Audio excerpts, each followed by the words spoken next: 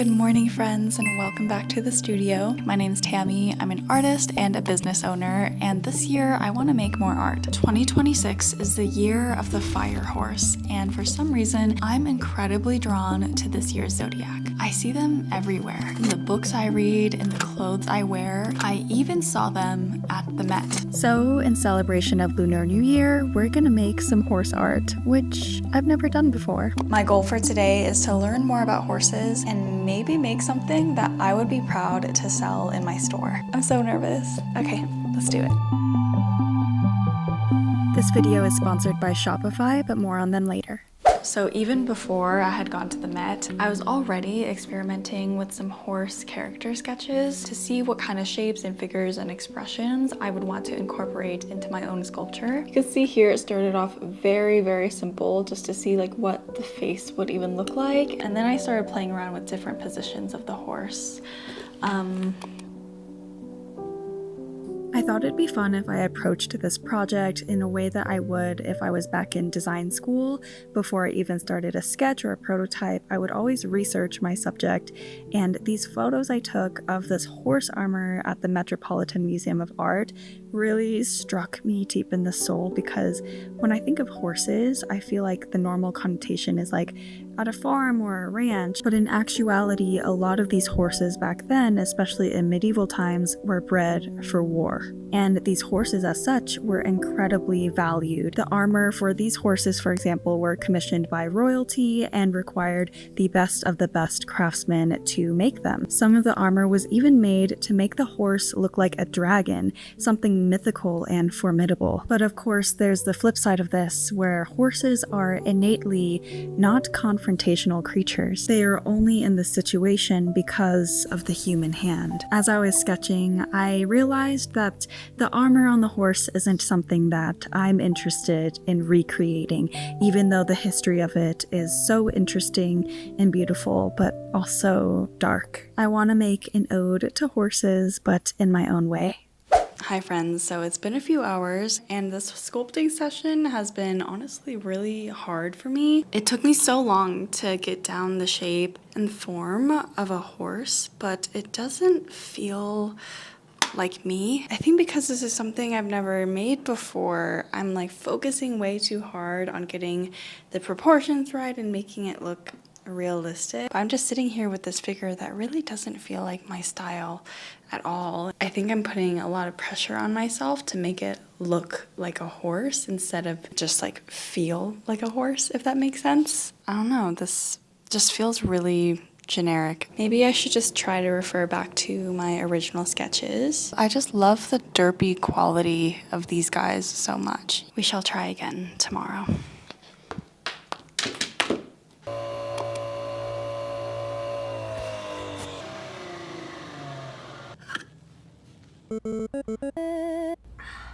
Hello, it's the next day. I have another coffee with me. I feel like I don't do a good job at showing you guys that I actually eat breakfast and have a whole workout before I start filming these videos. So this is what I ate for breakfast, and now it's 10 o'clock and I'm finally having my coffee. Before we start sculpting again, I need to do my Artist Way check-in. I don't think I told you guys this yet, but I started the Artist Way all over again. It's basically a 12-week course in rediscovering your creative self. It's very spiritual. It's almost like therapy, but I highly recommend it. You could see the last time I did this course was in 2023. So I was only 22 years old and I didn't manage to do all 12 weeks. I gave up pretty quickly. Now I'm 25, so like 3 years later, I can feel myself being so much more mature and realistic and also more dedicated. I also love going through my old annotations and seeing like what really resonated with me back then versus what resonates with me now. I wrote in the margins here, the second go around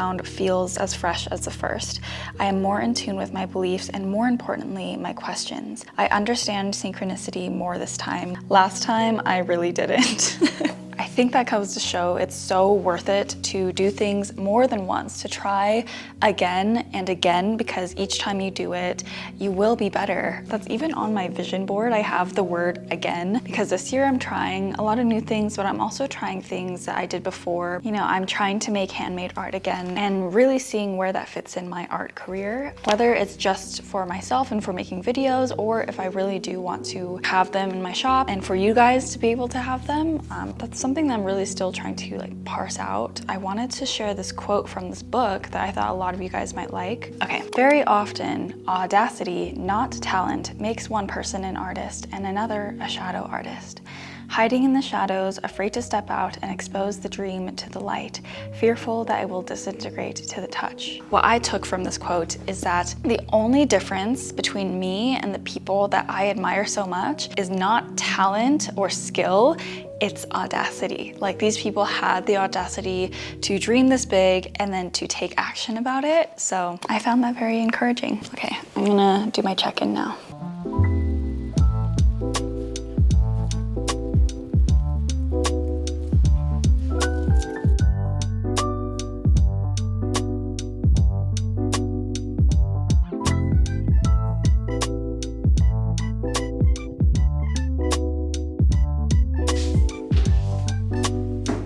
Since I was struggling so much with the design of this character, I decided to go back to the drawing board. But this time on my iPad. I think different mediums bring out different sides of me. Because it's digital, I'm way less afraid of making mistakes, but also my iPad is usually where I make my character sketches. It's where I made my designs for my plushies and almost all of my other clay characters. I'm very much more straightforward with how these characters are gonna look, and I think that's exactly what I need in this moment.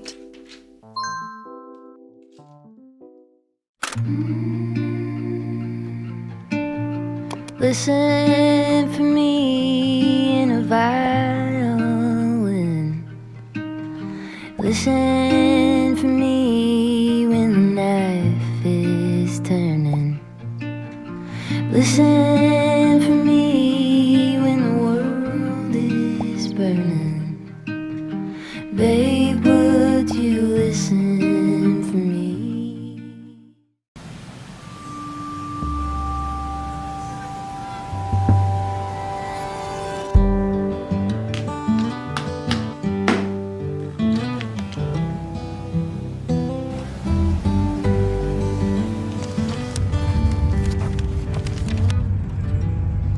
I'm just outside now because my eyes got really fatigued. I find that like nowadays my stamina for like staring down and looking at something in close proximity, like it really tires me out super fast. It's really important to take breaks and feel the sun on your skin, even if it's just going out in your backyard or something. I used to do that all the time at my parents' house. I would just like photosynthesize on the cement.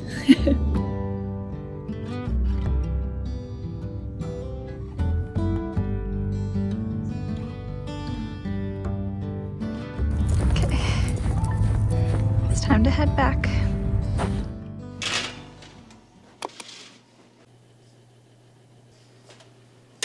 Apples have been on my mind quite a lot recently. I saw online that having stewed apples every day is really good for your digestion, so we're gonna do that.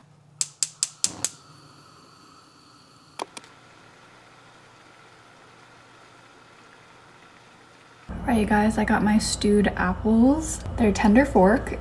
What? They're fork tender. I just left the skins on because it's healthier that way. But yeah, the reason why stewed apples are so good for you is because when they're cooked down, they release pectin, and that's really good for your digestion. I added some cinnamon and a little bit of honey. It's so good.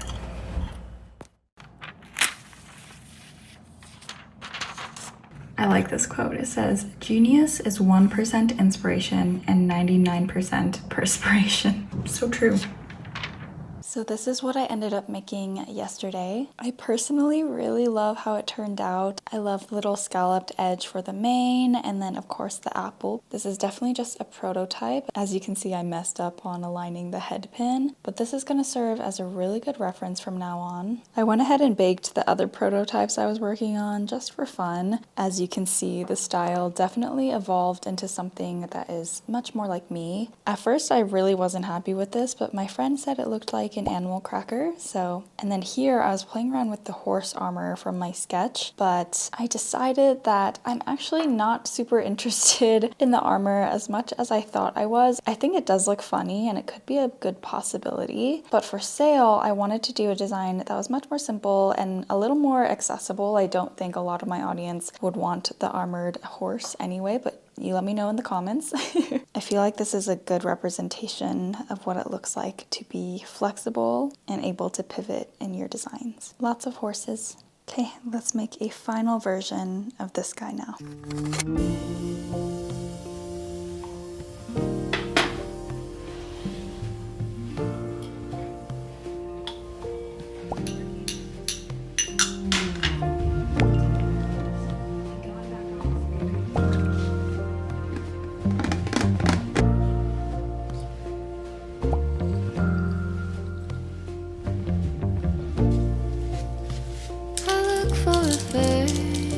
That I can't seem to find.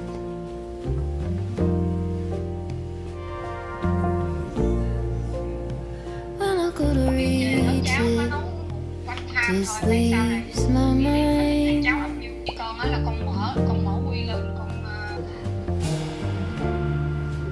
Waking with a note. How could a poem hold the way I see your soul?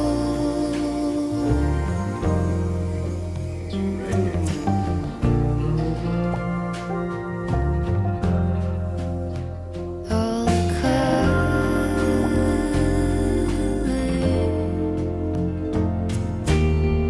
all the feeling, all the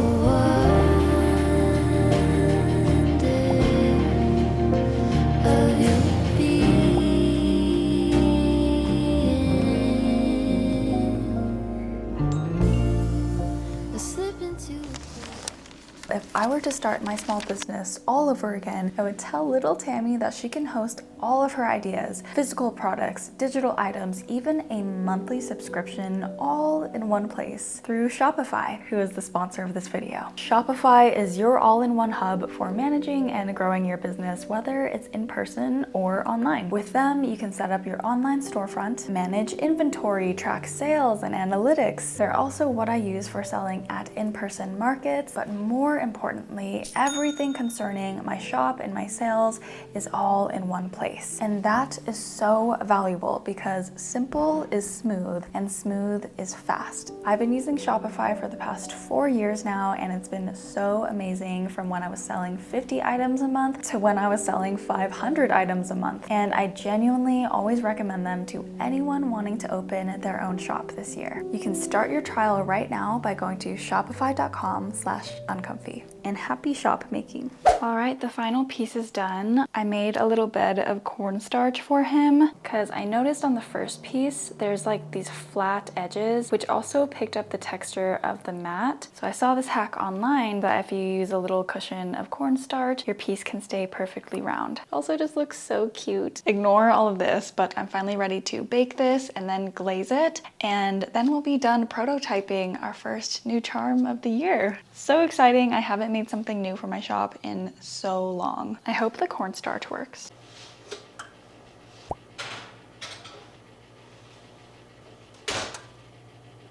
For lunch, I'm having pasta that Mr. Uncomfy meal prepped for us. Then I'm also gonna make a little sweet avocado treat. I feel like this is a very Vietnamese or Southeast Asian treat, but you just take an avocado, scrape it into a cup or a bowl. My mom growing up always did ours in a glass cup, so that's what I'm doing. And then I take a spoonful of condensed milk. Usually you would blend this with some ice to make a smoothie, you know, like the avocado smoothies you see at a pho restaurant, but I'm too lazy to do that. Cheers. Don't knock it till you try it. Good morning, friends. Today is Tuesday, January 20th, and oh my gosh, the days are just flying by. I finally glazed this little guy this morning. I'm so happy with how he turned out. I say this every time, but I feel like the glaze really brings the character to life. I especially love the little apple that he's holding and the little gradient that the pastels created. If you have any name suggestions for this little horse, please comment down below. It's time to add the hardware. I have this extra thick chain and this cute silver heart clasp. This craft has single-handedly improved my grip strength, or destroyed it, I don't know. And now we have our perfect little horse charm. This is my little purse, and I'm just gonna hang him right here for now.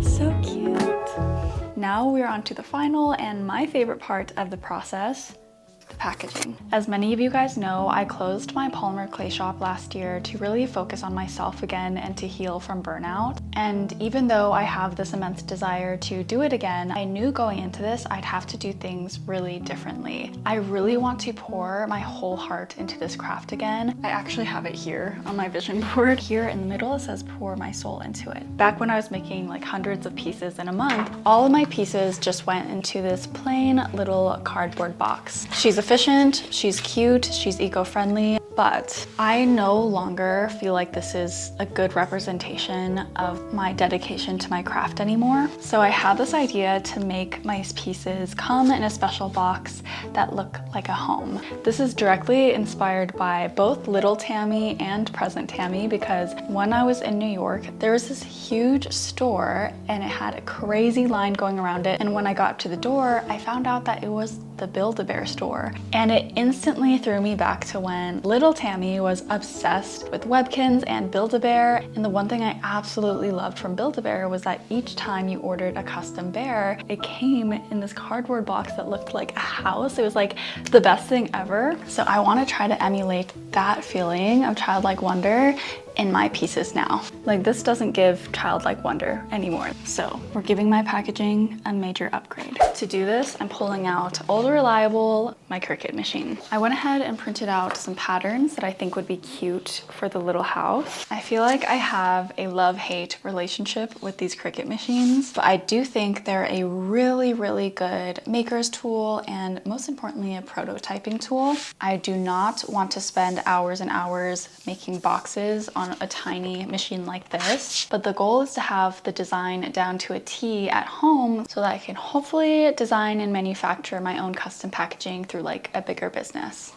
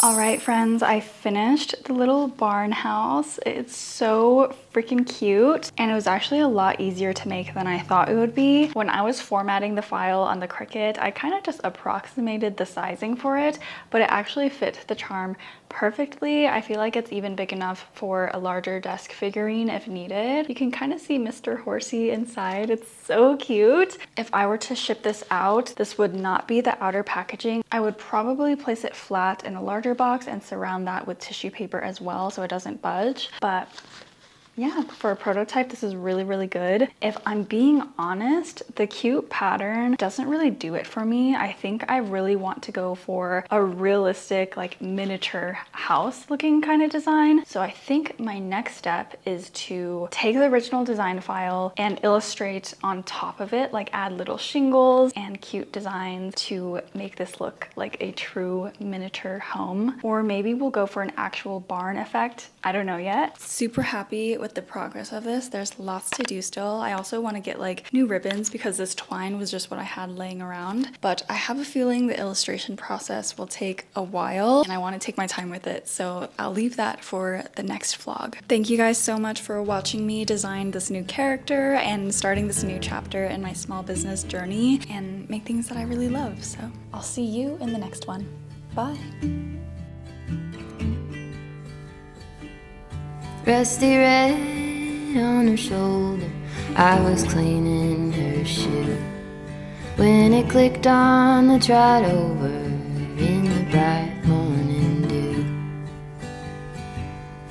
We brushed and we braided dandelion.